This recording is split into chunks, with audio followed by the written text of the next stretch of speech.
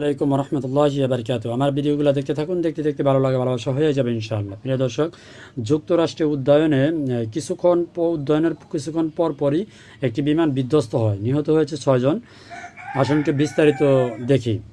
Private বিমানে চড়ে পরিবার সহ ছুটি কাটাতে যাচ্ছিলেন এক ব্যক্তি, কিন্তু বিমানটি উড্ডয়নের মাত্র 7 মিনিট পরে বিধ্বস্ত হয়।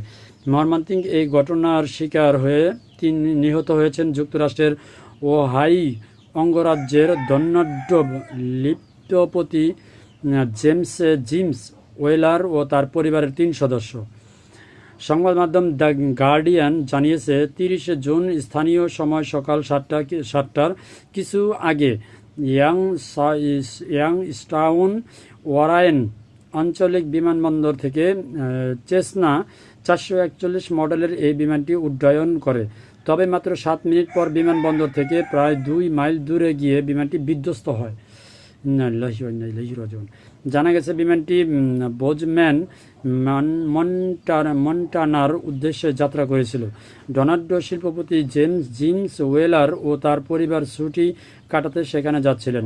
স্থানীয় কর্তৃপক্ষ জানিয়েছেন, বিমানটিতে 2 জন অভিজ্ঞ পাইলট ও 4 জন যাত্রী ছিলেন, তবে তাদের কেউই বেঁচে নেই। এটি সাম্প্রতিক সময়ে ওই অঞ্চলের ঘটানো সবচেয়ে প্রাণঘাতী বিমান দুর্ঘটনা বলে জানিয়েছে প্রশাসন।